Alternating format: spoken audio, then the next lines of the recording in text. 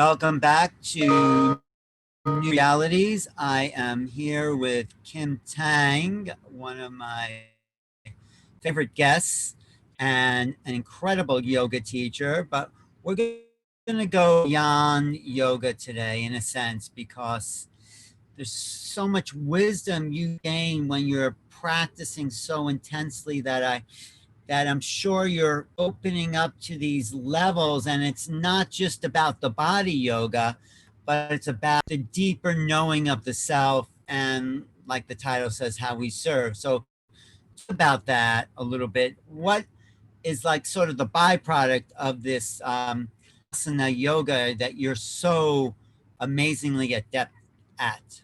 So yes.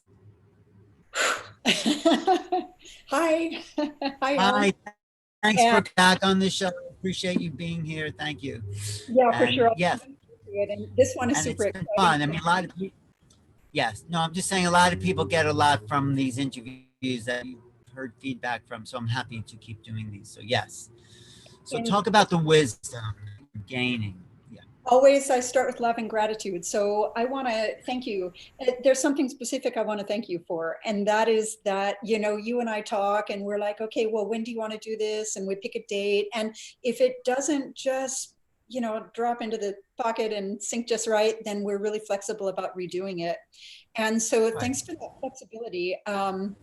Because today's topic came when it was supposed to come. I absolutely love the way that it presented itself to me.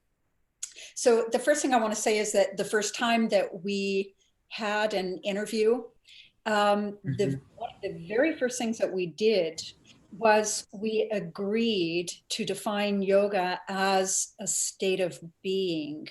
And what is so extraordinary is that while today's topic seems completely different and unrelated, it is a continuation of the same conversation. And so we talked about self-cultivation in yoga, and that you learn it on your mat to use it in your life. And this is really the same conversation in a more expanded form, and more expanded because we're talking about the unseen levels of being, which are the greater part of who you are. And I want to say that when, originally we talked about what we would talk about.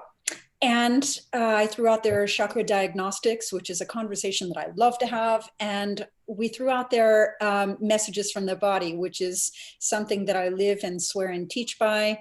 But I just wasn't settled with those as topics for this interview. And then I realized why that was. There was something else that was meant to be that came to me in the right moment. So that is where I want to begin.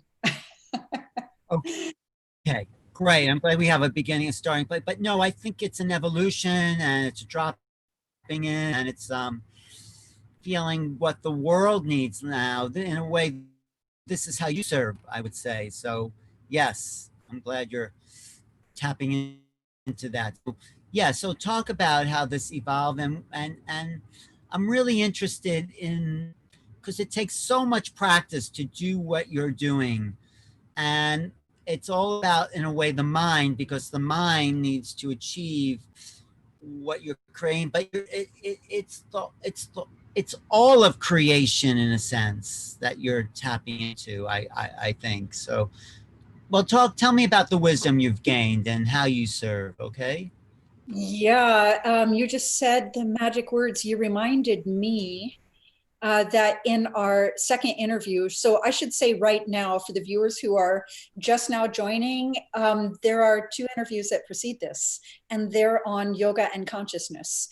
And in the second one, when we met last, we started talking about mind, but I kept saying beyond mind, beyond mind, beyond mind. And so there it is again, and that is where we are going today. And let me see. Okay, I better start taking notes. There's always a lot all at once. I told you that in my practice, I experienced something that I call self-cultivation leads to service. And when you do the work for yourself, then you can do it in service to others. So, you're familiar with those concepts that we can only give what we have and we can only receive what we can hold. And this is why that self-cultivation is one of the most important kind of self-empowerment, self-fortifying practices that we can do. It's not a selfish thing, it's the opposite. So I started to tell you that I think I started to tell you that while people come to me, they schedule private sessions with me because they think that they want to learn a very schmancy posture, like a dancer pose, or something like that, a full standing bow, something very deep and complex. And what happens is, in that field that we share, they end up realizing frequently that what needs to happen is some talking and some communication and some kind of connecting on a spiritual level, in the form of what you might even call a spiritual consult. And those spiritual consults, as far as I'm concerned, tend to be far more important than a posture. Remember, I told you in the very beginning, in session number 1, that it's not about the posture. The posture is the tool you use to get there and the indication that you have. And we started talking about everything that means. But at some point, and the body is the learning device for the mind, but at some point we're trying to get to all of our layers of being, right? The mind on the level of thoughts and beliefs, and then the feelings and emotions that are in response to the thoughts and beliefs, and then there's the form. So while people come to me for the points of form in asana, they come to me now on far deeper levels for like spiritual consult. So now this is what fed to today's topic, is that I have a student who was coming to me for asana. She was wanting to learn some very intricate postures. And as we came to know each other, and by the way, she listened to interview number 1 and interview number 2 in their entirety. As we got to know each other, with her and with many other people, she started just asking me to be available on levels that have nothing to do with posture, just with kind of conversations of a deep nature, deep, intimate, personal, spiritual nature. And that definitely is how I serve, above and beyond just teaching, postures. But now there's this other thing that's happening, and this is a very, very timely conversation. So she schedules an appointment with me, and I think that it's probably for working some postures. And then she starts talking to me, and I'm feeling my way and realizing that this will be a conversation of a spiritual nature. But the way that this unfolded was extraordinary. And so at the end of it, I knew with all certainty that what had unfolded in my session with her was so deeply, deeply profound and meaningful, and that anyone and everyone who hears this can benefit from that situation in that context. Well, can and you so talk about that? Instead of Definitely. talking about the conference, can you give us the substance here? Definitely. So I've known her for a couple of years, and she was kind of recounting her path of yoga. Mm-hmm. And she started talking about what I would call self-cultivation. She was going through some self-cultivation in the form of taking up a yoga practice, being on the journey of asana, and then through inspiration of her own practice, she became a teacher. And so she started talking about that as well. But she started talking about what she's going through right now, very currently, in the world and the realm and the field that we share in this day and age. And she started talking about how she was really feeling actually kind of exhausted by what she was doing. And she was no longer feeling the same level of being energized or being inspired through, I'm going to call it, just teaching yoga. And in conjunction with that, she was feeling that she needed some personal space for a deeper level of self-cultivation, what I would call spiritual study and self-study. So, some yamas and niyamas. So she's no longer fueled by just teaching postures, classes. She needs a little space for herself and what she wants to do with all of her space and time. It's like she's starving and craving kind of some nourishment on the soul level. And through the conversation, what I could tell with immaculate clarity is that she's ready to serve on a higher level. And so that was what our conversation was. And definitely I can be really specific and exact about these talking points, but I had to Yes, too, plus you want to talk about what it means to serve, right? And what it means to serve on any level, and what's, if you're serving, how are there levels of serving? So yeah, go into all that would be really great. Thank you. yeah, I'll try to, definitely. So yeah, there are, I'm going to say that where we are right now in the realm of everything that we're in the realm of, there's obviously a lot of separateness and fear in the world, and what I would call dismantling of structures made in fear. And we've got a lot of Maya illusion going on about things like economic systems that we've agreed to, and then the values of a human being with respect to those economic systems. And we're right now, we're just dismantling those structures that were created in fear.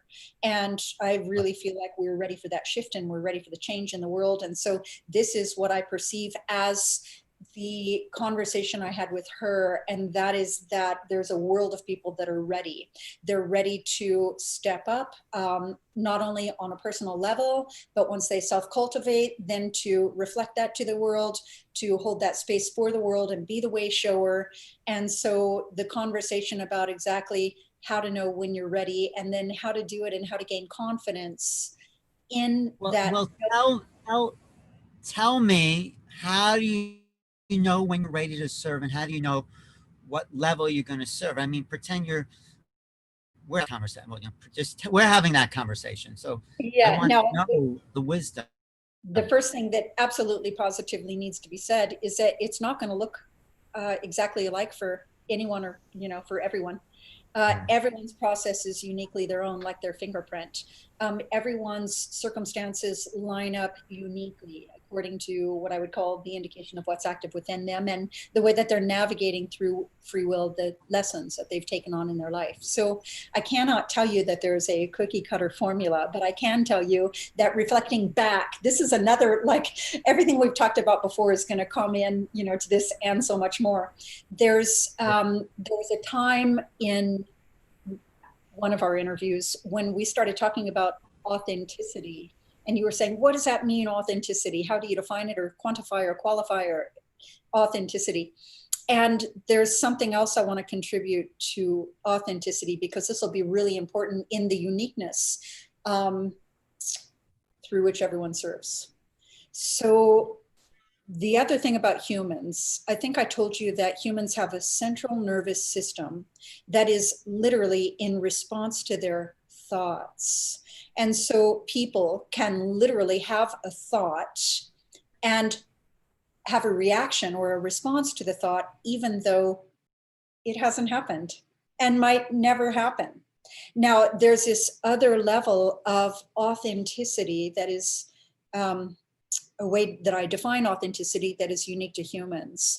And this is really important. This is another way that we can be more authentic to ourselves and to our truth. And by the way, this is a conversation that I feel like I've probably had 3 or 4 times in the past 2 weeks. So it feels like it's something that needs to be said. As humans, something else that makes us unique is that when we have a thought, and we have a feeling that's in response to the thought, and then we have a reaction to the feeling that we had. And here's what that might look like. Let's say, for example, that you either have a thought, or you're maybe called to action. You're in some kind of a situation where you feel a certain way about it. Maybe you feel judgmental, or maybe you feel angry, maybe you feel impatient, intolerant, something like that. That is the core feeling in the moment. That is the truth of the way that you felt in that moment. But then you have a reaction to that thought. I shouldn't feel that way. And then you guilt yourself, you shame yourself, you shut the truth of the feeling down in a way that you do not honor yourself for feeling that way, rather than honoring the way that you felt in its most authentic form, connecting to the truth, coming from love and feeling safe to say. Those are the big caveats of high frequency. Instead, you say, oh, I shouldn't feel that way. And now you've denied yourself the truth of how you feel. And that would be another level of lacking authenticity. So we Wait, can. so let me understand that first. So authenticity is just being with the truth of how we feel without anything on top of that. I feel angry, I feel sad, I feel depressed. I mean, whatever that is the truth of what I feel, instead of like saying, oh, I'm not allowed to feel that. Then you're not being authentic, and you're not really serving yourself and others because you're hiding the truth. I think that's what you're talking about there, right? Yeah, yeah. We judge ourselves for feeling the way that we feel. But remember that the emotions and the feelings actually are the truth. Now, that's a big conversation. But I remember, agree. I agree. that, Emotions and feelings are the only true thing. Knowledge and facts, those are not really true. It's emotion that resonate with the reality of who we are. yes, those emotions are in response to the facts, and those facts are based on the thought identification of who we think we are, and the judgments that we hold. So yeah, let's try not to get so off track just yet, because No, this. no. So it's Okay. Yes. when I told you that I wanted to have an interview that I call chakra diagnostics. I can now bring in like a snippet of that into this moment, because remember that our energy centers in the body, the chakras, are energy centers that house, I'm going to call it like qualities of being, and I'm not going to limit it to human being, because our divinity as well. I think we talked a lot about being tethered between the core and the cosmos. And I think we Yeah. talked about when your chakras are wide open and free flowing, then you're exhibiting and expressing the higher aspects of those qualities of being. And if you look at something like the throat chakra, then it has to do with this type of communication that has a lot to do with what I'm calling authenticity, which is you have a feeling and you have enough connectedness and pure time presence to realize and recognize the feeling. So to connect to that as your truth. Most importantly, to come from love, not fear, and to feel safe to say. Because by doing so, you're honoring not only yourself, but the person with whom you are in communication. What was this? There's something I want to remember. I used to always say honesty there's a relationship between honesty, trust, and intimacy. True trust is Right. the ability to be honest, and honesty is the deepest form of intimacy. Those things that are your truth that you're afraid to say, if you can love yourself enough to know that those are perhaps the most important things to be said for you to remain in your authenticity in your life. So, because what we're going to get to here is, how can you do that for someone else if you're not doing it for yourself? So, and by the way, there can only be fear in dishonesty. So it's either fear that there's something to lose, fear that someone won't love you, something like that. So But there's, before we go on to all those points, I'm just curious, how was it in the practice of the asanas that you came to these understandings about human nature and authenticity? Because you're really working the body. So how does that come to you? I want to say two different parts, and I'm going to just make some notes to make sure I don't miss it. Okay, so in our first conversation, what we were talking about was asana and postures. And I think that I might have even told you a story, but if not, I'm just going to recap it pretty briefly. And that is that in the hot yoga lineage through which I originated, we use a mirror. And the mirror is not just to check your points of form. This, now we're getting into the subject. Here we go. So the mirror is not just to check that your shoulders are level and your hips and shoulders are square. It's actually for you to quite literally look straight into your own eyes without even blinking and just learn to stop all the judging and all the self-loathing and all the comparison for the sake of self-diminishing and self-incrimination. Now, this is actually because when we can do it for ourselves, only then can we do it for others. I think that I also had talked to you about my, I'm going to go ahead and say it, my original teacher used to only give me two choices when I was practicing. I was a very ambitious, hardworking student. And he would always say to me, either you're cheating, or he would say, you're showing off. And those were my only two choices. Stop cheating, you're showing off, you're cheating, you're showing off. And like I say, those were my only two choices. And so I definitely did feel pretty judged. And so it's something that when I'm, I am teacher of teachers, and I'm teaching them not to judge the students at all. It's just one of those things, you never know what people are dealing with. And how could we, I don't want to get off on a tangent, but how could we possibly judge knowing only the iota of information about them that presents? So anyway, how can we learn to love ourselves, and how can we learn not to judge ourselves when we're being judged by the very teacher, right? So how did I learn it? Through asana.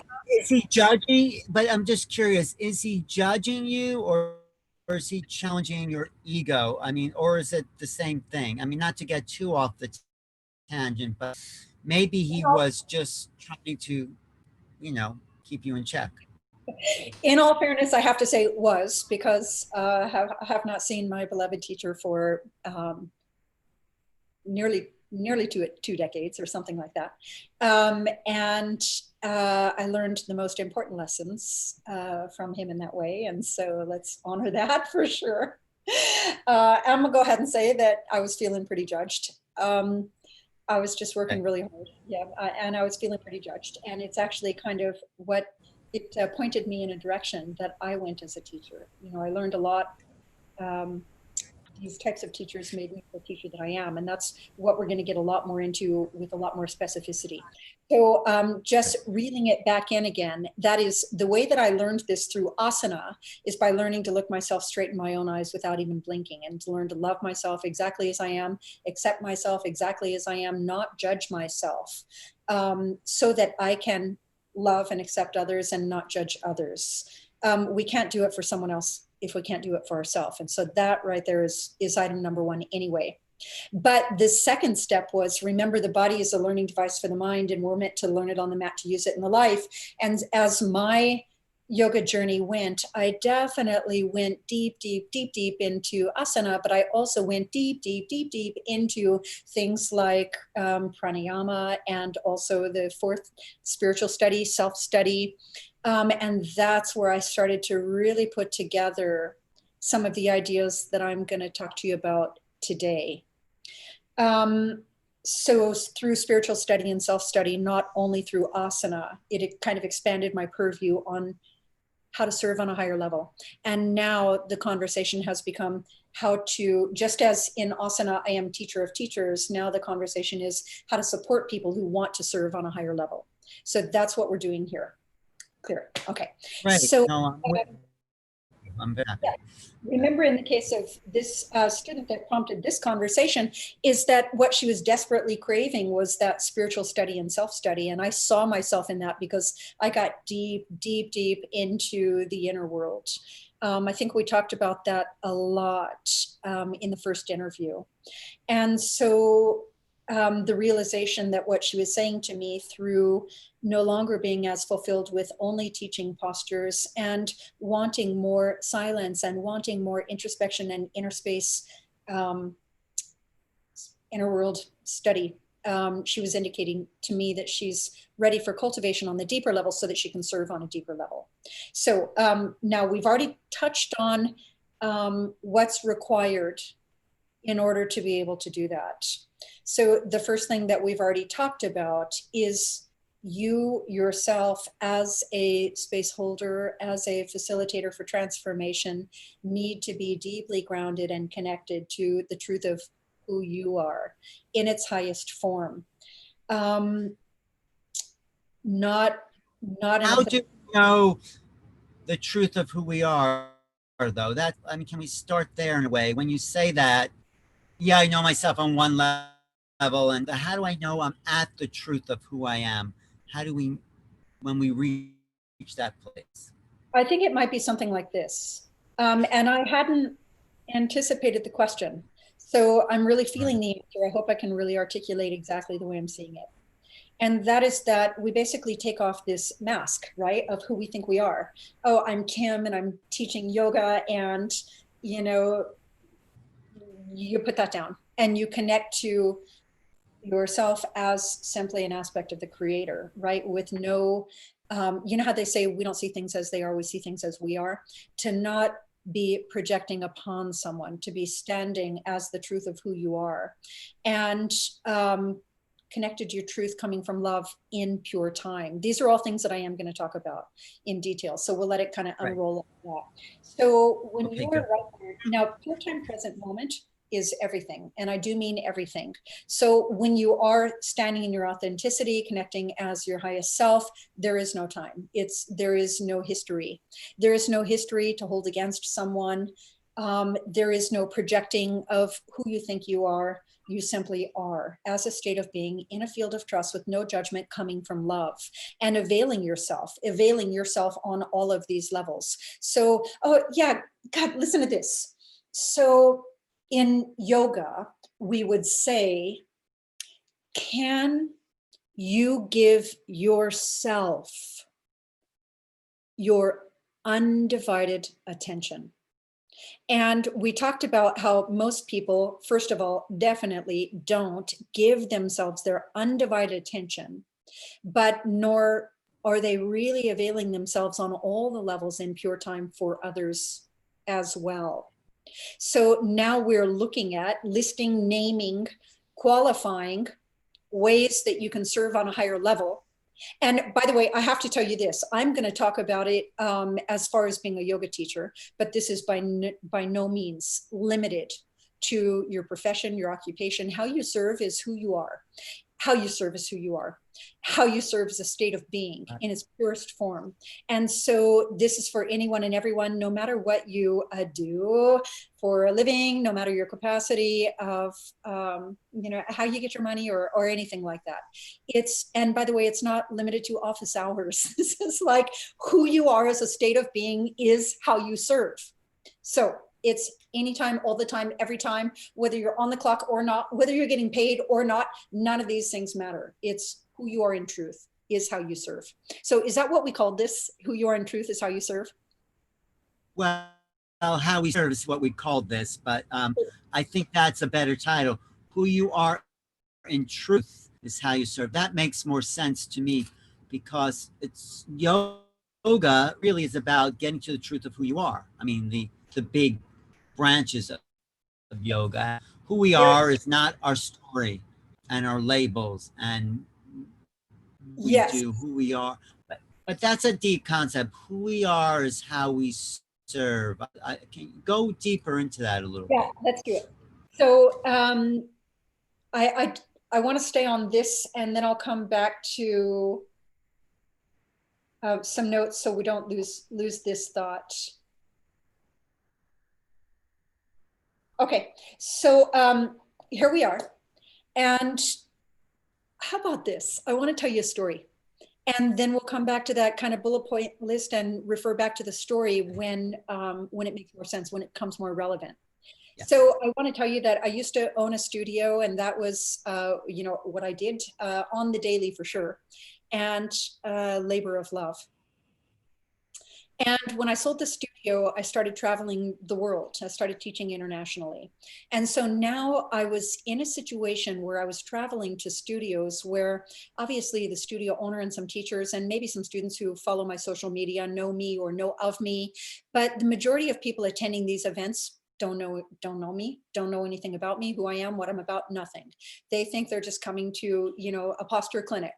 So what I started noticing, and I would always say that my events are what I'm going to call energetic events. And by the way, for all these things that we're discussing right now in the way of how we serve, and this is really important. So I was at a studio, it happened to be in New York, and I did this posture clinic, and just through some unusual circumstances, the studio owner didn't actually even know I was coming. I was like a guest teacher last minute doing a posture clinic, and there was a teacher who arrived late. She arrived when it was over, and she was like distressed. She was like visibly, noticeably, like really upset that she missed it.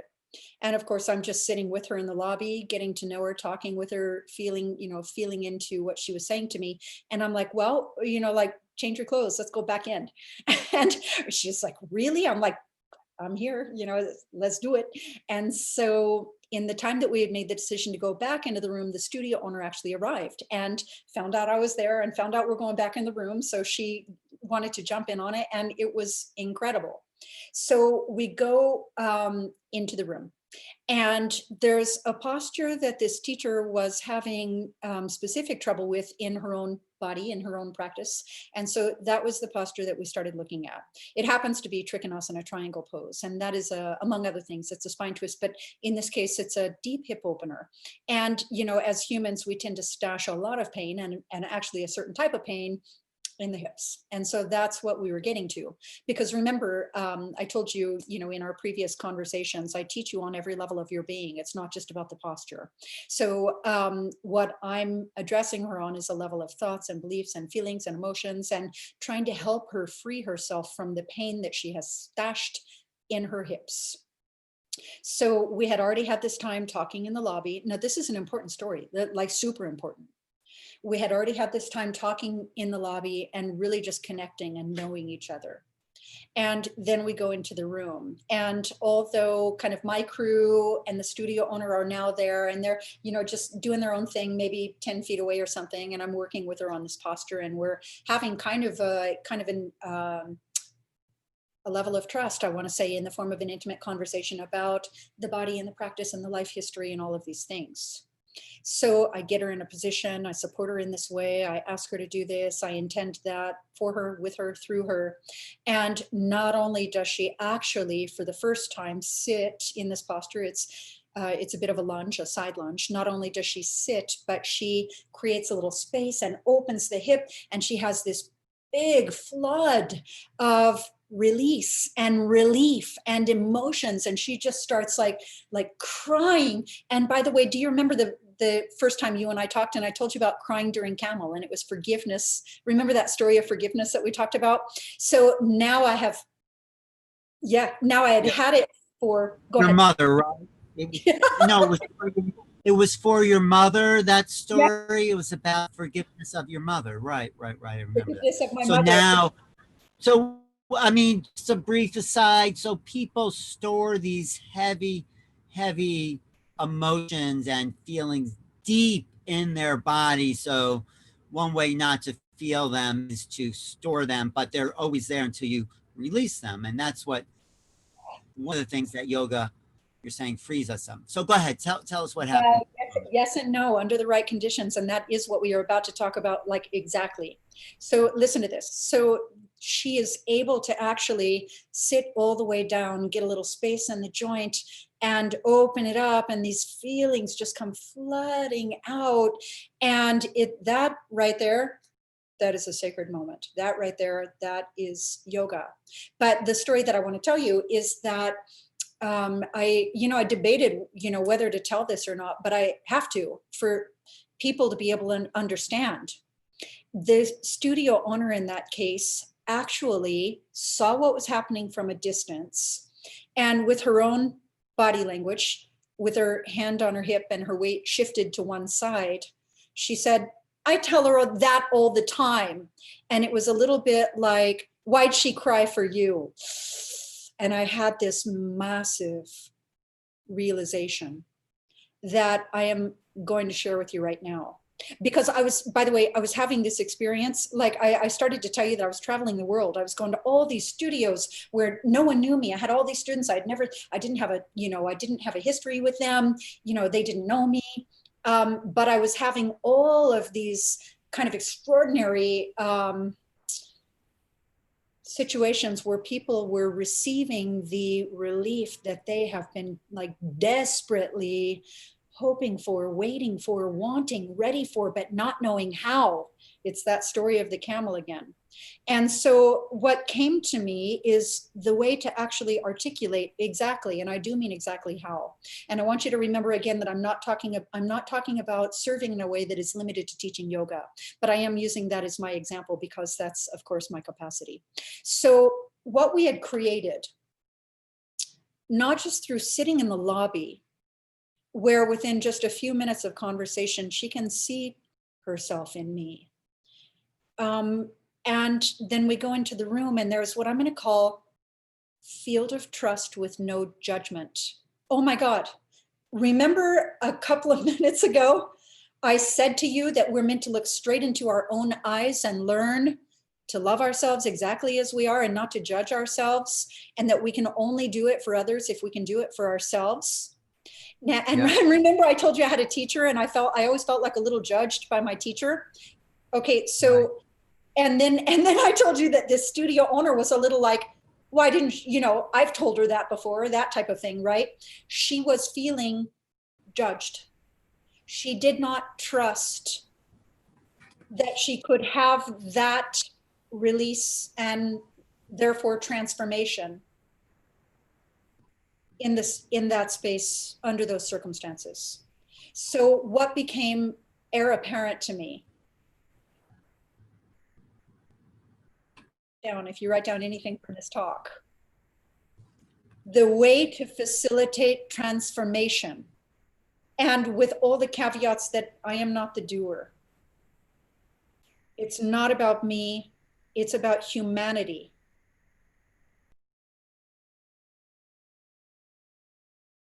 In a field of trust to create a field of trust with no judgment, because people cannot, will not bear their pain, let it come up to get it out. I always say, got to get it up to get it out, got to go through it to get to it, but that's like serious. I know that from my own life, right? People will not share their vulnerability if they feel judged. People cannot release the heavy load that they carry unless they trust you and don't fear judgment. They're already judging themselves so very harshly.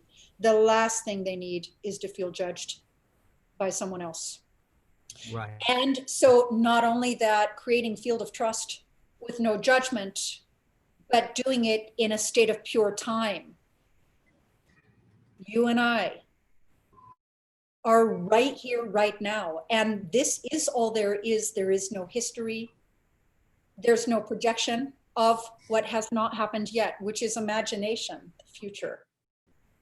So, and availing yourself in pure time on every level that you exist, availing yourself in the level of consciousness where all things are possible, even and especially the things that you had not yet considered, availing yourself on the level of feelings. Oh gosh, that's going to be really important. Coming from love, coming from gratitude, coming from, okay, now this is going to be super important to what you brought in earlier. You said, how do you know if you're aligned to your true self? I think I have to tell this story now. Oh my gosh. This is a good one. We might need two parts for this conversation as well. That's fine. I appreciate your enthusiasm and how dedicated you are to this work and how you give your total self in working with people and also then sharing what you've learned from working with people. So I think, it's great to go deep into this. Yeah, please. Yeah. Thank you. Yeah, you and I now we're working together more and understanding, that we love like going all the way down that rabbit hole and no like just brushing the surface, like let's do this, right? Yeah. So here's the thing. One time, when I was a really young woman, I used to sell real estate. I was a real estate broker, and I went to this house. I was taking a listing on a house, and the woman was selling the house because the love of her life had tragically, suddenly, unexpectedly died. She happened to be something like a psychotherapist, and she was grieving her own loss. She was horrifically grieving the loss of this man that she had planned a life with. So she was selling the house and I was taking the listing. And she started to tell me why she was selling the house. And she started to tell me about him. And while she was telling me about him, I could feel her just like accessing just the deepest despair in her gut. And she started crying. And I started crying with her. And she immediately recoiled and actually admonished me. It shocked me. I felt like I was being like scolded or reprimanded for sympathizing with her. And I will never, ever, ever forget that moment because definitely to this day, it is one of the keys here that is going to be really important. And Well, that you is, were feeling off. I mean, it's just natural. She was telling you an emotional story. You were feeling. It's nothing. Anyway, it happened. Whatever happened, but I think you were being very authentic at that moment. You were expressing your feelings too. So yeah. I definitely was. She felt so much sadness. It made me feel so sad. She cried. I cried with her. And then she was just so shocked by it. And she said, don't you know that one of kind of like the cardinal rules for holding space for someone is that you remain grounded, connected, yet strong, so that I they. don't believe that. There's no cardinal rules for holding space. It's whatever it is that allows one to. Other people would have really appreciated that. So it's that woman's hang up. I What you're agree with telling me. well, I agree with what you say, but there's a valid point there that I learned from a lot.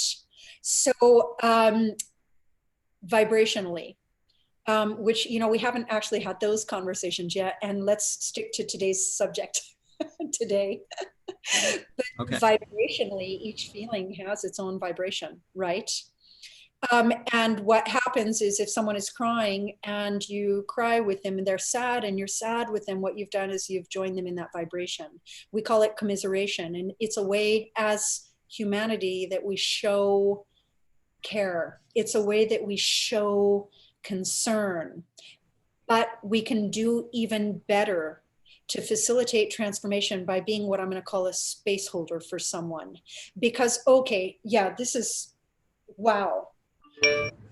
Wow. Now listen, you know what I would call Reiki? If I were to, I actually have kind of written my own formula. This is a kind of a direct quote, and I use it. I state the quote, and sometimes I state the opposite of the quote so that you can learn the wisdom behind it. So for this, here's what I want to do. I want to ask you, and maybe you and I have done this before, but I'm going to take it to a deeper level. And this is all happening. Okay. So I want to say just out of order, but in the most organic way. So I'm just going to let it run. Um, Okay. Look at me with your eyes and just look, don't look at the camera. Just look at my eyes. I'm looking at yours right now for Okay. sure. And I want you to don't just evaluate this with your analytical mind. I want you to be in this space with me and feel what I'm saying to you. So when I see you, I want to put you in like, let's spotlight you. Can I spotlight you? Will you spotlight Yeah. you? Okay. Let me see if I can do that Like spotlight on yourself. the screen here. Um, I think I can do that. Let me see. I don't know. I think You don't. when I talk, be spotlighted. So go ahead. Okay. Wait, let me unpin you. Maybe that will work. I don't know. With two people, it's hard to. Okay, Yeah, it doesn't let's do matter. it. Yeah.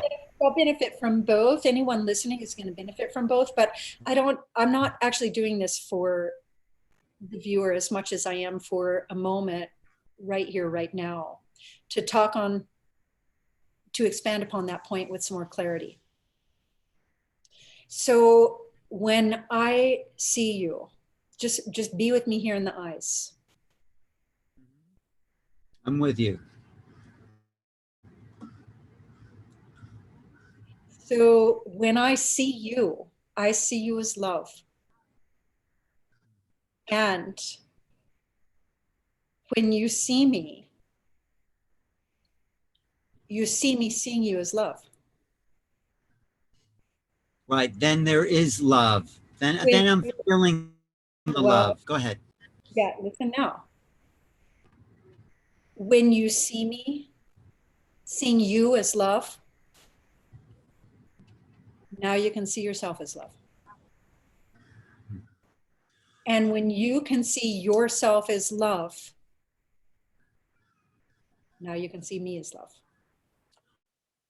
Well, when you see me as love, I feel the love. And it's not so much me seeing me as love, is that there's love present. So that's what I sense. It's not a me or a you, it's the presence of this. So I don't, in a way, even identify self, because then I'm separating from you. Now, When Alan, you're saying, see, there's love. That's how I feel. feel this by comparison, because I'm going to say that part of the human condition is that we are self-condemning by nature of the mind. We talked a lot about that incessant chatter, the monkey mind, right? We're self-condemning, we're critical, we hold things, maybe an event happened one time in our life and we continue to hold it against ourselves for the duration of the lifetime, over and over and over. There's a lot going on there. And what people will do is quite literally tell you in various forms how worthless they are, how unlovable they are, how unworthy they are. And the problem is when we believe them. And now believing them comes in the form of, how about this? Remember, yeah, God, remember a second ago I said to you, like, I am not the doer, mean like we are not the doer, right? Connecting to the highest self is connecting to the aspect of the creator and aligning, here it is, aligning on the level of the small self, the egoic identification of self as separate, aligning our free will to the purpose of the true self in service. In other words, that's how we become just a vacant or a vessel or a vehicle. So now what I want to do with you is the opposite. So listen, let's imagine for a moment that there's something that happened in your life and you're holding it against yourself. So Okay. in projecting it into the life to create, the manifestation of your life, you feel unworthy for whatever reason, you feel unlovable for whatever reason, you feel ashamed for whatever reason. And then you tell me about the shame. And if I have any judgment in me whatsoever, any agreement in the way of, yes, in fact, you are unworthy. Yes, in fact, you need to redeem yourself. You are unlovable. Now let's try this on for size. So when I see you, let's say, for example, that you had said to me that you are damaged or you're broken, or I could sense that that's the way that you feel about yourself. We talked about your relationship with yourself in the context of your life. Let's say that you kind of feel like you're broken or you kind of feel like you're damaged. And I'm like, yeah, she's a little broken. She's a little damaged, right? No, because listen to this. When I see you as broken and damaged. And when you see me seeing you as broken and damaged. And when you see yourself as broken and damaged, in that defensive reaction, you see me as broken and damaged. And when you see me as broken and damaged, it's just, you understand the way that these things reflect and play. Right, So right. So you're saying you heal that by seeing that person in their perfection, right? the truth of who they are. When you are connected to your truth, coming from love as the truth of who you are in a field of trust, with no judgment, in pure time, on every level of being, and you avail yourself on all of those levels with love, and see them as truth and don't believe that they're broken, even when they tell you and try to convince you that they are, and see them as an aspect of the creator who's chosen some lessons, having an experience. And you can still hold that space and love them and not believe that they're broken and not believe that they're damaged, even when they're trying to convince you and prove that they are. Then you are. Right. That's what I'm going to call Reiki. That's what I'm going to call energy healing. It's like an energy that you can actually infuse So, into the auric field should they choose to respond to it.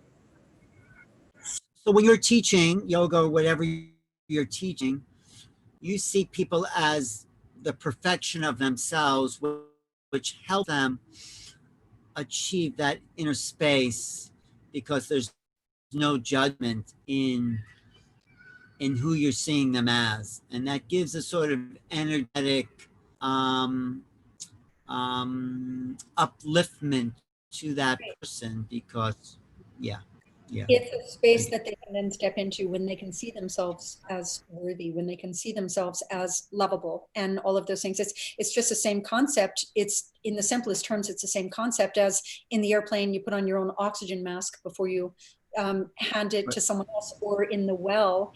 You don't jump in the well to save someone, right? You stay outside of the well to help them out. This is no different energetically. But you could not have done this practice, which is a sort of practice, unless you had that judgment on yourself, seen yourself as broken and damaged, have healed those deep places, because then you could look at people, feel that what they're feeling, and use your own life as a practice to help, the way you freed yourself from those old emotional asanas. You're helping to free up people. Yes. Yes, I think that the kind of the thought I keep having in the backtrack is that word perfect. When we see everybody in their perfection, that's a tricky one for people to wrap their head around.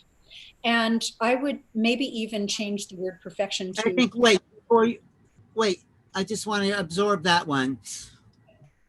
I think a great practice would be to be out on the street or the subway or wherever you are, just see everyone as perfect.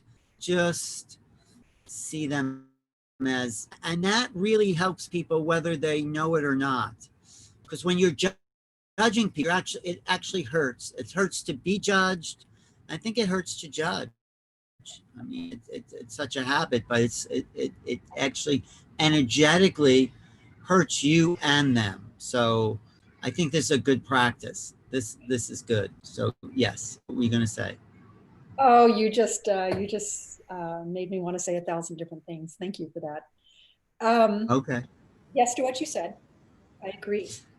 But what I think is that we are vibrational beings in a vibrational world, and there is pinpoint precision in the universe. Everything can only be the indication of what is active within, and or combined with what I'm going to call a precognitive agreement, which is what your soul came here to learn, and the collective agreements that we ascribe to, and the thought identification of who we think we are, and all these things create our reality, right? So to actually put aside judgment and know that somebody has a divine inform, let's say, has a precognitive agreement, something that their soul came here to learn. If you believe in karma, maybe you think they still have some unfinished business. If you believe in manifestation, you can see everything around them as the reflection of what's within them. When you look at all these combined things, how can you do anything other than shake your head at how extraordinary and precise the universe really is? And so I will tell you with all certainty, there's a lot of what I'm going to call spiritual accountability for that type of belief on that level. There's just no question about that. And Right. so you're never standing in a place of righteousness. You're always and only standing in a place of pure time present love, and love of the creator, as we all are, right? As it expresses in the form of this person with this life and these circumstances and so on and so on. But knowing Well, I just that, want to read something. No, I just want to read you something that someone in the live chat said that I saw. I feel the frequency of love and compassion from both speakers. It's such a great discussion. discussion. Well, that's nice that it's being transmitted. Thank you. May I know, I can't see the chat, and so may I know Oh, the first, commentary? that's Sol Castillo says that in the Soul live is chat. SOL. Paul is his name. Thank you, Saul. Yes. Thank you. And he also says projecting the judgmental vibrations to others inevitably will hurt us because we are very much connected. So thank you for that chat. So can I tell you that, and I hope I'm saying Saul's name right. Saul, can you just give me a confirmation? Saul. Saul, okay. So can I tell you that Saul just redirected this conversation? This is definitely what I want to bring in now, and this is just in confirmation for and with Saul. So you just said, Alan, that really when we judge people, it hurts them to judge them. And now that makes me want to include the subject of Ahimsa in this conversation, because the way that I hope that I finished the story about the triangle pose and the teacher who needed the release, but she couldn't get it because she didn't feel safe in a field of trust. She was in the absence of trust in a field of judgment, because now you say judgment hurts, and we're expanding upon everything that we've already talked about so far. So here's the thing about Ahimsa. I know that we know Ahimsa means do no harm. And we know that, that brings into things like do not kill, do not steal, things like that. But I want to tell you that there are far subtler levels of Ahimsa that I really ascribe to. And it comes to what I'm going to call agreements in relationships that are mostly unspoken. And so this is in the subject of Ahimsa. And remember, the big topic here is how we serve on a higher level. And it has nothing to do with whether or not you are a yoga teacher. So don't miss the big picture concept here. This is really important. We tend to have agreements, unspoken agreements in our relationships that are in violation of Ahimsa without even knowing it, being aware of it. So for example, and this, by the way, is field of trust with no judgment. And this, by the way, is continuing to hold space to facilitate transformation. Like this is everything. So let's say, for example, that I have a student who comes to me and she's got a lot of distress in her life. And she tells me that in her relationships, this person said this person did this person, this person, this person, this person. And what happens in a normal, in a typical interaction, in a typical relationship, is that your way of showing your love for this person that has come to you is to, how can I say this, is to hold against that person that has harmed her, to hold that against them on her behalf, to hold that against them for her. Do you see what I mean? So she might say, oh, this person doesn't respect me, violated me, did this, said this, hurt me in this way. This person did this to me. Yes, the And then victim. I decide that's a bad guy. And not only do I now judge and perceive this person and hold them in that space as, oh, that's a bad person, and I'm going to hold it against them, but I'm even likely to tell other people this thing that I heard, that that's a bad person, so that they then will hold it against him. And this is a common thing. This is as simple as gossip. This is as simple as judgment. And it is harmful. It is a violation of Ahimsa. But there are not bad people. There are people you want to stay away from. I mean, yes, maybe you don't have to judge, but maybe no one's ultimately bad. But there are people that someone's just trying to tell you and help you through love to say, hey, don't get involved or whatever. But yeah, it gets to be more than that, I think you're I saying. agree with you completely. And yes, it gets to be much, much more than that for a number of reasons. And you know how we were just talking about you have to hold space in a field of trust with no judgment in order to facilitate transformation. So and I want to tell you that what we've been talking about, because now we're getting into some big pictures of higher spiritual concepts, and there's a lot of accountability and responsibility for your own manifestations as a vibrational being in this type of conversation. But let's do this for Saul. And so here's what it is. we've already talked about forgiveness. And we've already also talked about what I'm going to call, what I see is that everything in your life is your relationship with yourself in the context of it. So if I'm hearing my friend speak, rather than suddenly the story is about him and he did this and he said this and, blah, blah, I'm right there with her, remember, on all the levels in pure time, field of trust with no judgment, only seeing her as the indication of what's active within her relationship with herself in the context of being, and then you can fill in all of the blanks. Her relationship with herself in the context of working that job, being that daughter, being a mother, being a wife, being a woman, being a sister, being a friend, whatever it is, your relationship with yourself in the context of that relationship, because that relationship is unique. It has its own vibrational blend. And so not only can you help her best by not, you know how they say, like, don't confuse the issues with the facts. As a matter of fact, I'll tell you that when people are talking to me, I'm going to say 9 times out of 10, not only do I not need to know any details, I almost don't want to know any details. The details are irrelevant. The details of circumstances can be very irrelevant on that high level of your relationship with yourself in the context of your life. So now, not only am I helping her get straight to the source of maybe some of her manifestations on the causal level of thoughts and beliefs, why would that be okay with her to begin with?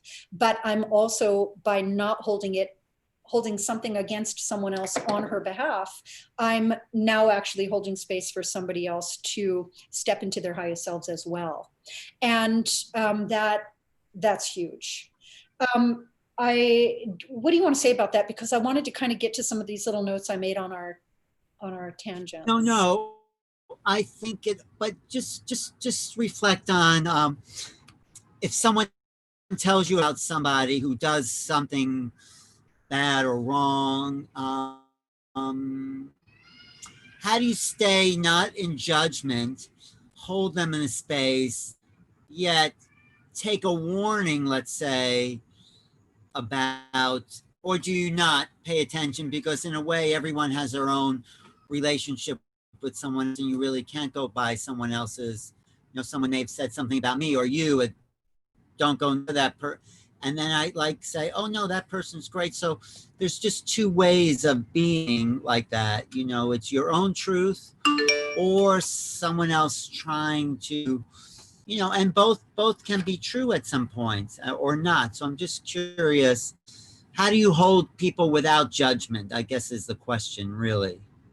Remember when I talk about it's not about the posture is the tool we use to get there and the indication that we have, and it's not about gymnastics. When we were talking about doing yoga in the form of asana and postures, this would be maybe an analogy, because what I said to you is when I'm teaching you yoga, I'm teaching you on every level that you exist. The level of thoughts and beliefs, the level of feelings and emotions that are in response to the thoughts and beliefs, and then the level of form. And yes to everything you said, but if you are of the belief that we are vibrational beings in a vibrational world, then you understand that these things that occur in the life are less on the level of form and less on the level of action. And they're more the indication of the inner climate. And that is the way I address it. It's really just kind of unearthing what thoughts and beliefs do you hold to be true about yourself that would call this into agreement.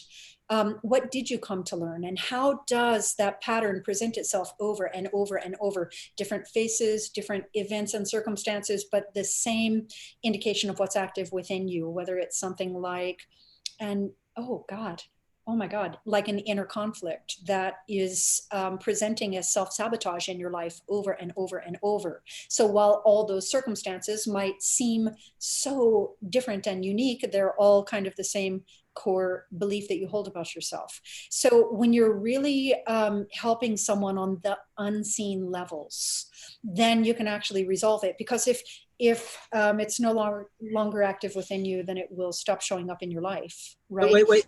Just talk about that point again, helping someone on the unseen levels, just expand upon that, because I think you're onto something. Yes.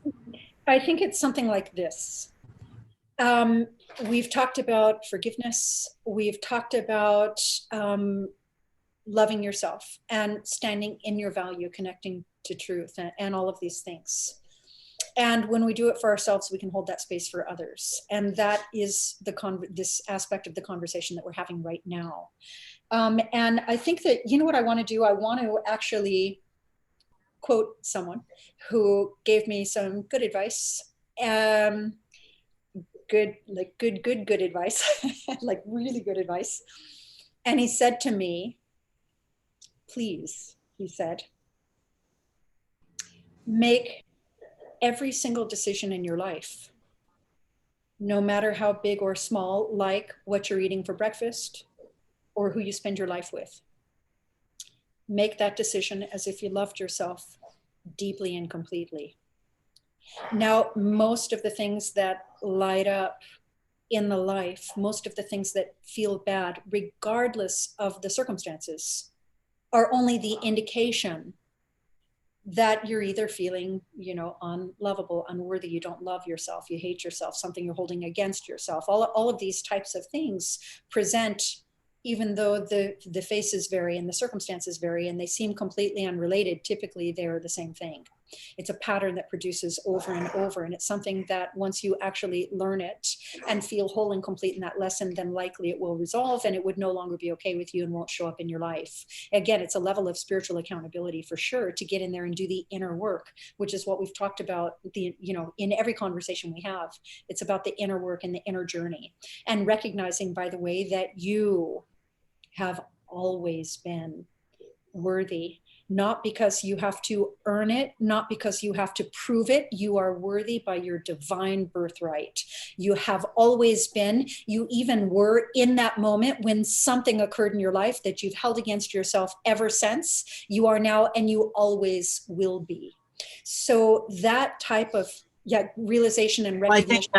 I think that's, in a way, the best thing you've said so far throughout the whole conversation, in a sense, because only because that is the rock bottom truth, that our divine birthright is the emanations of the perfection that we are, that we don't have to judge ourselves for. And so I'm just saying that's the bottom line, in a sense. When you reinforce, we are present here as a divine right, all of us, everyone, the rich and the poor, whatever else you may call yourself as a label, it's the emanations of the divine birthright gives us permission to love ourselves and to honor ourselves and to see ourselves as perfect in that way you're speaking. Yes.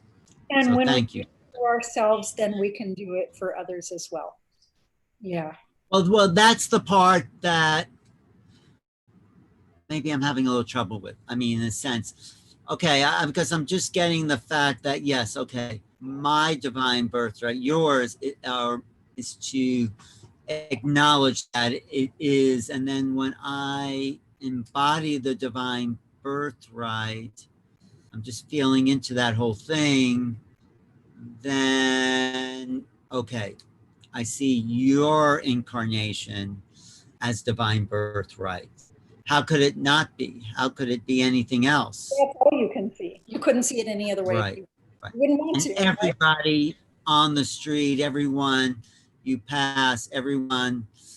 But it's not just people that are divine birthrights, your animals, your vegetable garden, your any form of incarnational life in form, then it's all, even the house you're living in a sense, is the divine birthright of being. I mean, how far do you want to take it? I mean, you could take it ultimately. So, yes, that's Ahimsa. When you honor that divine birthright, then you're really practicing Ahimsa.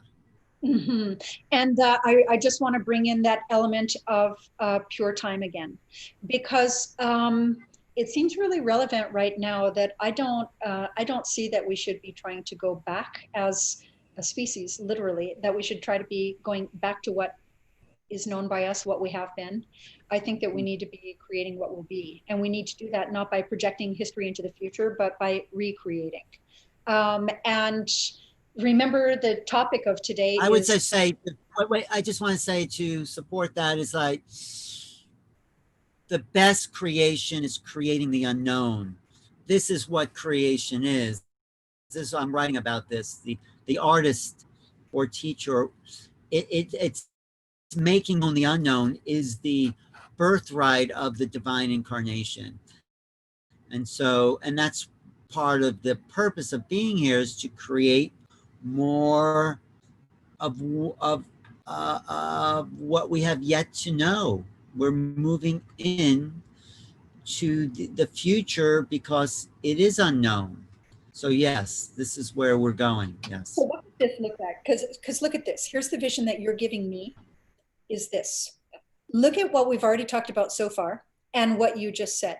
And there were some things that you said earlier when you pointed out some contrasts, and you said things like impoverished versus wealthy, or, sick versus well. And, we kind of point out all the contrasts and the polarity that exists in the world. And we tend to judge each other depending on, what looks like it's not relatable to us, or something like that. Now, Right. there is a thing that you say we're trying to step into what we don't know, but we could say exactly what you said by stepping into what we do know to be true, which is that all of us, every single divine inform is an aspect of the creator, and therefore is perfect by divine birthright. And if we no longer are looking at somebody and judging them, qualifying based on these structures created in fear about your time, the value of your time is related to your value as a human. And if we just kind of let go of these collective agreements and look at any single person and every single person into their eyes and say, when I see you as love. And when I see you as Right. love, you see me seeing you as love. And now we're valuing every single human life, not based on these divisions that we've drawn with what they do for a living, or where they live, or their culture, or their religion, or birth order, or income, or the ways that we simply divide, the ways that we simply So I divide. just want to take that a little further in the sense, I mean, I agree with everything you're saying. When you step into what you know as being, it creates the space for something to unfold that hasn't existed before. That, So this is evolution. that's the way we change. Yeah, that's the Yeah, way we. it's the way change happens on all levels is holding the truth of what you are without the past, without a future, but it's like one step at a time unfolds as you put your foot down, stone appears, because that is the truth of who we are, the ongoing forever of all that is. It keeps creating. Creation just didn't happen. It's happening each moment as the divine incarnation And of it. we'll have to specify creating from love, right? Because creation is always going on, but what we're talking about is being deliberate about creating from love. Yeah, Well, so isn't all creation from love? I mean, yeah, you can create from fear, which yeah. is about the known, Mhm. but when you create out of the unknown, I think this is just me, you have to be in the presence of love because that's what propels you forward. If you're creating from fear, you're moving backwards. So Which is thank you. exactly what we've been talking about the whole time. Sometimes people are in need of someone holding that space for them. They have so much fear, and they need to be in that field of trust with no judgment, coming from love in pure time on all the levels, to be able to release the fear and to be able to have the courage to not just live the future based in history, but to actually allow themselves to grow and express their life on all the levels in a greater capacity, something like that.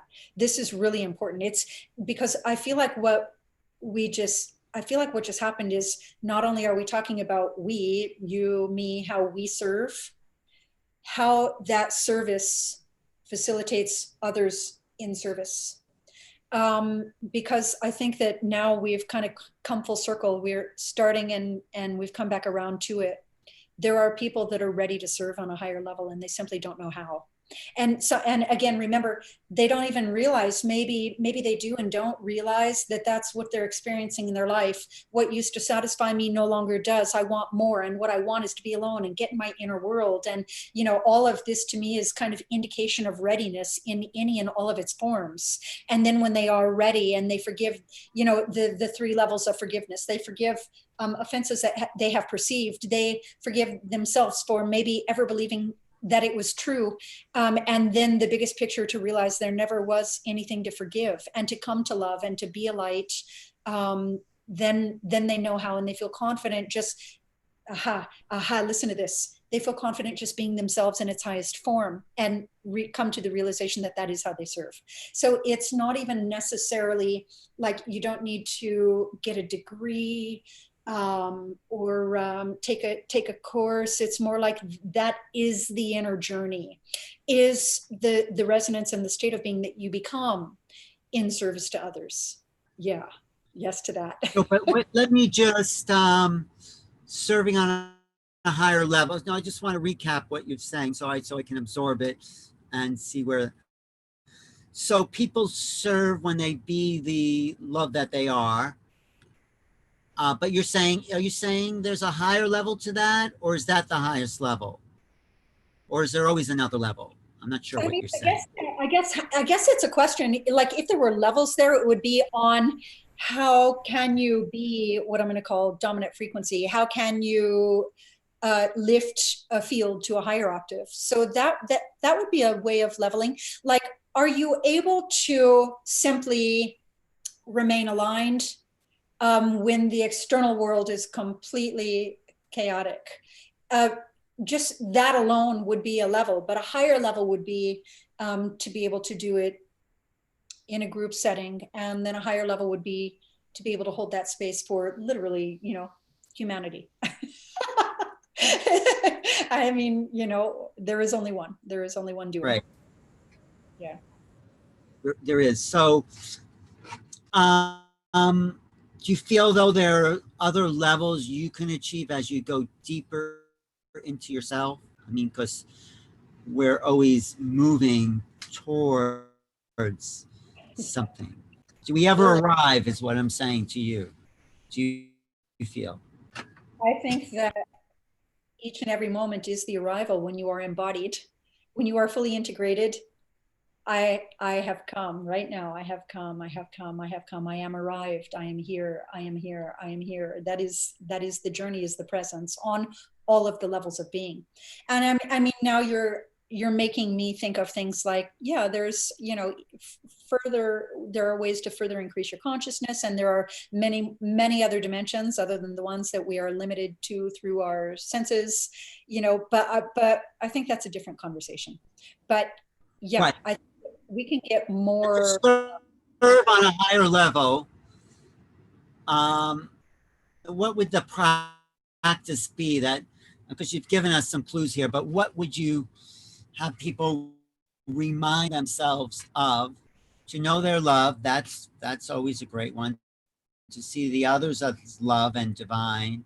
Uh, is there something more that we can practice? Or maybe that's a lot right there, but what do you say? That's, right there is, probably a couple hundred incarnations. But I mean, it's just one of those easier said than done. But that is what all the practices are, Alan. That is what a asana practice is. It is what a meditation practice is. It is what a mantra practice is. It is what all those things are, to connect you to the truth of who you are, so that you can then embody and hold space for others to do the same.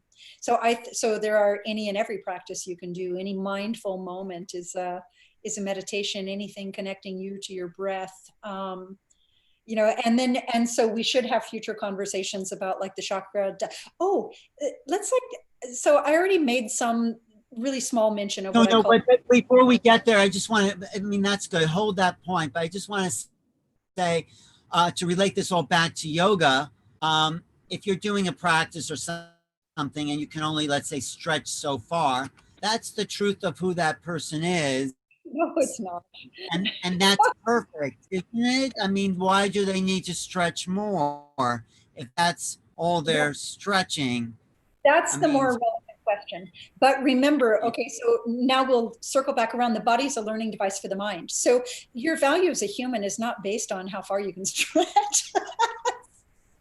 no, I know, but that's Yeah. So truth of who they are as stretching. getting a little bit into this conversation I like to have that I call messages from the body, which is nearly what we talked about today. But this other thing presented that I was a little more, energized by. So what I want to tell you is whether or not you can touch your toes has nothing to do with you as an aspect of the creator in form. And, we all have chosen a form through which to express. Did I say that right? And but the truth of who you are is not measured by how far you can stretch. As a matter of fact, if you're judging yourself by how far you can or cannot stretch as a measure of the truth of who you are, then then you miss the boat on that one. Well, let's say you're not judging yourself, but why would you even have to stretch further? What's why? Because the truth of who you are and the perfection of who you are is right there. Absolutely. Well, our body is our temple, right? Body is a sacred temple, and the body is a learning device for the mind. And so here's the thing. Do you remember that what I talked about was the consciousness with which you conduct your practice is the same as the consciousness with which you conduct your life. Learn it on the mat, use it in the life. The body is a learning device for the mind. And I taught you how through neuroplasticity and how yoga, asana practice is not spine centric as much as it is mind centric. Right. And so now, of course, we're talking about Ida, Pingala, Sushumna, and the chakras again. So it's one big conversation. You actually can change your form through connection to breath, mindful movement with breath, and command. And so remember, it's just about understanding how to use your consciousness to be deliberate about the creation that is your life. And so that early conversation that we had, I used my consciousness to create all those postures. But what I really learned is how to use my consciousness to create. And what I chose to create with it were the postures.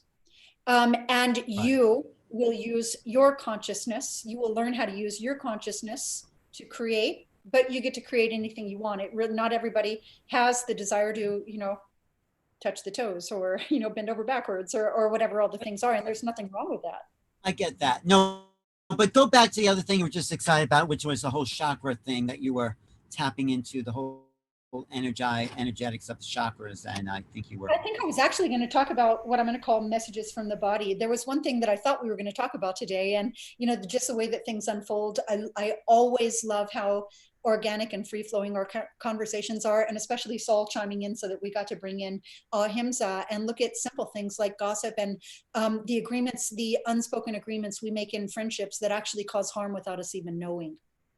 So, but one thing that I thought we were going to talk about, and so maybe we'll feel complete after I bring this part in, is that remember when I tell you that I in service as a yoga teacher, don't just teach you on the level of the body. I don't just say, okay, touch your toes. Okay, that's yoga. And, you can, and so you get an A, and you can't. And so you get a C like that. That's not what it is. We are meant to address people on every level of their being.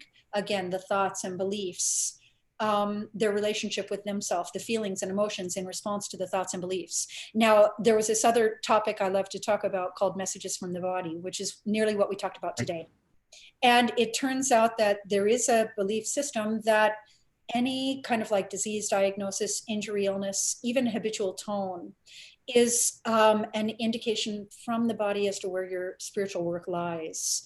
And those, again, can also be indicators about what I would call your relationship with yourself in the context of your form. And what I love to look at is that I believe that every single thing that we see, we assign a value to. So I see this holds this meaning for me, and in this case, this posture holds that meaning for me. So quite literally in a yoga practice, different postures actually have different meanings to different people. And those are all like their relationship with themselves in the context of that posture. It's a value that they've assigned to that posture. And I think that there are two things I wanted to maybe touch on about this. If I do, I have enough space to at least finish those two Yes, examples. of course, please. Yes. Yes. So um, let me tell you first that, I've done a little bit of backbending in my life and I know a thing or two about it. I And think you hold the world, I think the world's record for that, don't you? For backbends? what I know about backbending is that it can be a very emotional trigger for a whole lot of people. And sometimes, okay, I'm going to say most of the time that trigger is not on the level of the body. It's not like a lacking space between bone joints or a nerve that you're compressing. It's typically emotional, like the story of me crying in camel, like the story of the teacher that I held some space for in a triangle pose. Now what I want to tell you is, first of all, one time I was at one of my seminars, I had a student who was a CrossFitter, and fine, perfect, no issue, no problem. And I couldn't help but notice that he was approaching his yoga practice the way that he approached CrossFit. The practice itself held some kind of aggression and kind of lack of mindfulness or connection. And what I really noticed more than anything is that he absolutely positively was not backward bending during those backward bending postures. And the second he dropped his head back, literally on a physiological level, the second he dropped his head back, he had a panic response and he came out of it as quickly as he went into it. And, what I talk about a lot when it comes to backward bending, I'm going to give two backward bending examples. But when it comes to all backward bending and maybe even all asana, definitely. I was just anticipating what I'm about to say. Look, it's not even about bending your spine backwards. It's about connecting to calm, deep breath while you bend your spine backwards. Because backward bending is an emotional trigger. But if you can breathe there, then you can calm down there. And if you can calm down there, then you can spend time there. And if you can spend time there, then you can do some work there. And if you can do some work there, then I call it, you can get to know yourself in that position and love your life in that position. So I had this extraordinary moment of realization in pure time, field of trust with no judgment with this guy, that what I wanted him to do was not even do the backward bend, like at all, not at all. All I wanted him to do is bring his arms overhead, relax his head back, relax his neck, and just breathe. That's all. And that alone was such a trigger. It took the better part of the weekend to just get to a place where he could just relax his head back. And I would say now just take one breath there, just one. Arms up, head back, in through the nose. Perfect, change. And then eventually 2 breaths, and then eventually 3. And what happened was we just isolated what I'm going to call isolated the trigger, and got to the point where we could actually breathe into the trigger, breathe into the space where the trigger exists, kind of exactly in the moment.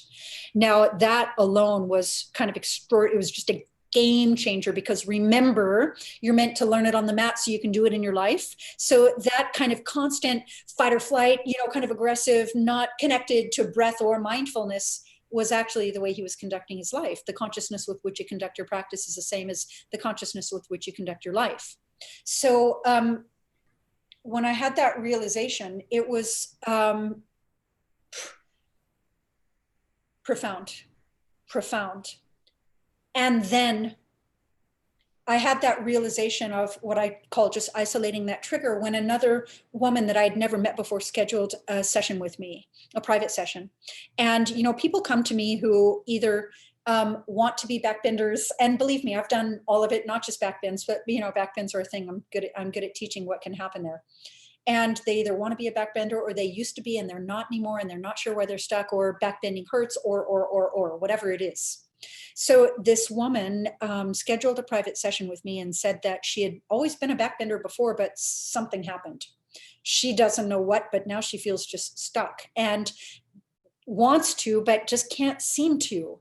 And she just doesn't know why. And she's been kind of asking for help and looking for help. And so I thought, okay, I thought to myself, yeah, we just need to isolate that trigger.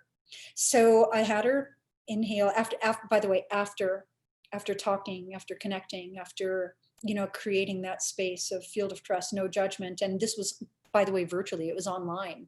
So energy is tangible. Energy is obviously, you know, you felt it when we just held each other in love, right? So I had her inhale, arms overhead, palms together, interlace, release, and cross, relax her head back, and just take some breaths. And she was fine. And I'm like, because I would say, well, show me your back bend again. And she'd go into it and she'd go, you know, she'd kind of come out quickly. I'm stuck. That hurts. It's scared. And so I just wanted to kind of ease her into just the exact moment. So all I had her do was basically proceed with this exact technique that I use. So I had her create some space and move into the space just millimeter until she was literally at that moment of the trigger, and to actually breathe right there.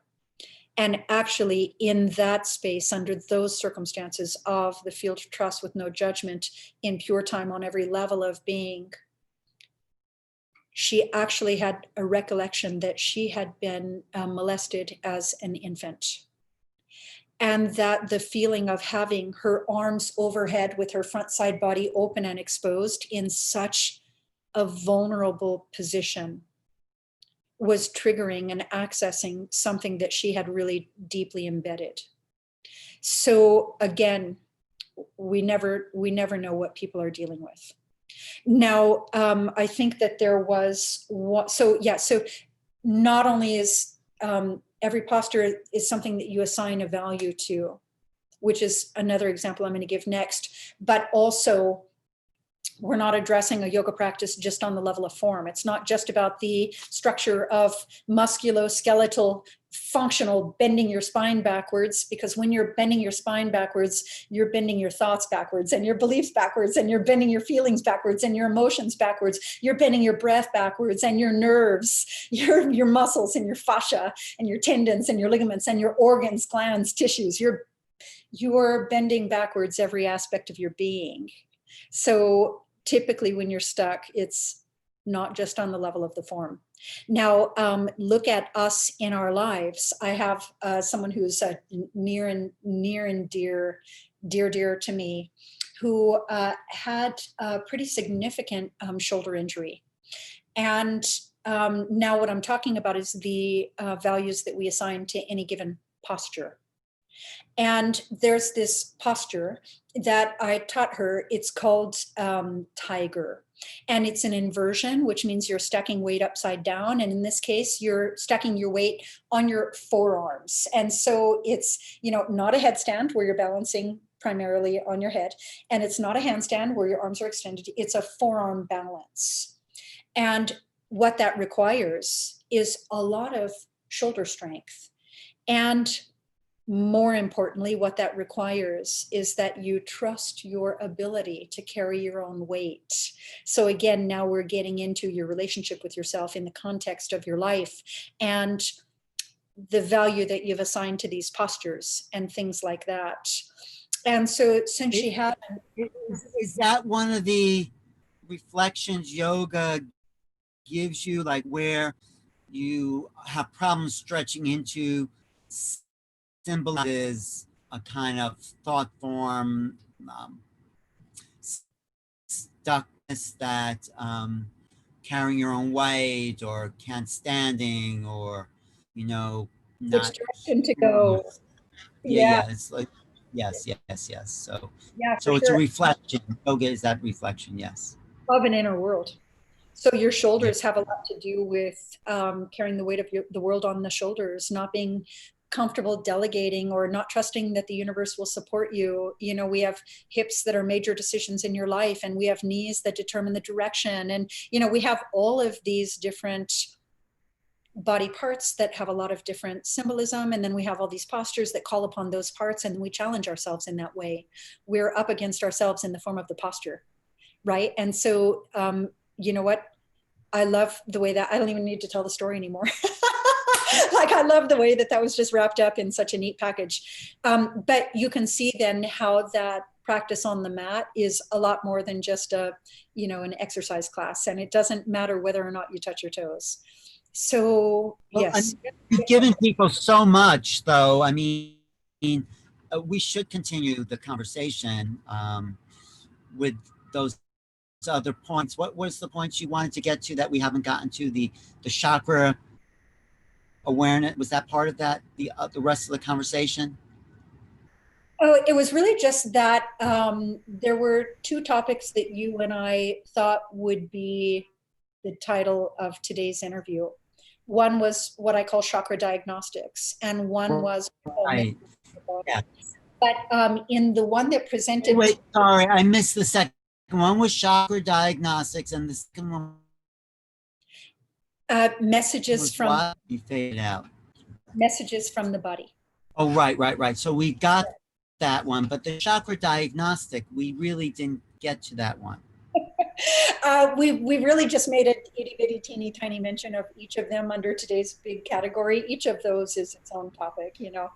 But yeah, we can certainly have future conversations, of course. So listen, what's extraordinary today is that not only can I be in service in my life, but the more people that I can support to be in service in their lives, and then the more people that they can support to be in service in their lives. And it comes from that inner journey of connecting to the truth of who you are and aligning maybe your free will to your soul's highest purpose. Living, not just your profession, not just yoga, living as a field of trust with no judgment, coming from love. And the more you can be in what I call pure time and on every others, who they are as an aspect of the creator and therefore perfect. So holding space for them to be able to see themselves, step into the space to hold space for others. This is how we serve. And I would say that the reason that I wanted to have this talk today is because I feel it. I know that there are, you know, hundreds, thousands, millions of people that want to be in service to humanity and don't know how. And it's you start by being in service to yourself. And then as these things are known by you, you simply are them as embodiment, as integration. And so you simply be it deliberately for others. And that is your service. Your profession does not matter for you to be in service to humanity. It can come from something as simple as loving someone, listening to someone, being present, and not believing them when they tell you that they're unworthy, that they're unlovable, that they should be ashamed or feel guilty, that they shouldn't be who they are, they should be someone else. They shouldn't feel the way they feel, they should feel a different way. When you're able to address yourself on that level, you do it for others. Yeah. That is a no, just that wrap up there is I hope will sink into people and have them have some inner shift to a greater reality, because um, that's what we all want, is what you're saying: how to serve ourselves for the highest, how to serve others and the planet, how we can all come to be a loving world, because we're holding ourselves in in the highest space of the divine, which is such a gift of being on this planet, the potential to do that. I mean, that we're here. And everything else doesn't seem as important, does it? It's our So highest. thank Yeah, thank you. it. It Thanks is for our highest potential. And I mean, that's a place we can start our next conversation. And no, because that's the place we always have to remind ourselves from of, and then go to the more technical stuff, the chakras, and then, mess the body. But it starts from the place of where we incarnate from and the reasons, and the place of this higher connection, because that's the service to humanity, I guess we can call it, right? yes. Thank you. So this is, do you talk about this in your, when you're teaching, or is this something you come to after you're teaching yoga? It's something that I talk uh, about a lot, but these conversations tend to be in a private one-on-one type of setting because they involve a lot of details and a lot of guidance, a roadmap, if you will, of how can you do the work for yourself. And so that would be in the form of a spiritual consult. But maybe that was what was so relevant about today, is that I have these conversations a lot with a lot of details and specifics, but the realization that this need not be a private conversation. As a matter of fact, maybe this is the most important conversation we can have as a species, with collective agreements. I absolutely, this is the most important conversation any two people or group could have. I just want to read another few comments. Gosh, just beautiful. Respect. That's Abraham. And Saul, the guy we talked about earlier, says, such impactful, deep realizations occurring while I was listening. I feel even more enlightened. Thank you for your wisdom and insights, Kim and Al.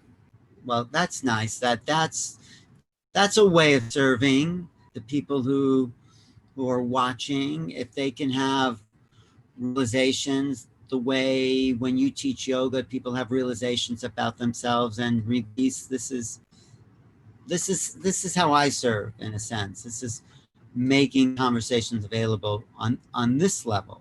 So thank you, Kim.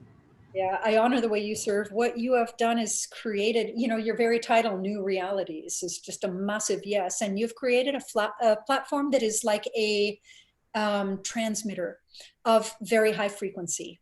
And so I definitely honor you and the way that you serve and your creation and your contributions. And I thank you for including me in it. Oh no, I'm happy to include you because everybody says it differently, but the people I like to showcase are the ones that are saying that deep truth from the level of their own knowing. And then we keep reminding each other of who we really are. So thank Beautiful. you. Thank you. So, but yes, but if people want to find you and contact you and connect with you, how would they do that? Okay, Kim Tang Yoga in every capacity. So kimtangyoga.com is nearly live, and that's a massive platform that's all encompassing. Kim Tang Yoga on Facebook, Kim Tang Yoga on Instagram, Kim Tang Yoga on YouTube, and I like I want to say it, I want to announce it, that I actually will be opening a space where you can come visit me once again. I used to have a studio, I sold it, I've been traveling the world, but I'm creating actually kind of a wellness center slash event center in the Joshua Tree area, in the high desert of Southern California.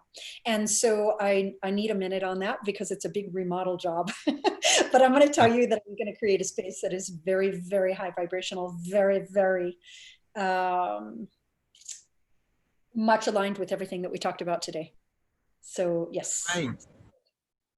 Well, thank you so much, Kim Tan Yoga. There she is. Thank you, Kim, for really serving from your sense of love and peace and compassion and joy. And thanks Saul also for his contribution, valuable contribution to the conversation, because Saul is the reason we brought in those conversations about unspoken agreements in relationships and how that is Ahimsa as well. And so thank you, Saul. Thank you, everybody who's been watching online and contributing to the chat, and everybody who's been watching New Realities as a platform. So stay tuned for more shows. Thanks again, Kim. Be in touch. I'll talk to you. And I'm just going to end the stream and the Sound Steinfeld for New Realities. And thanks for tuning in.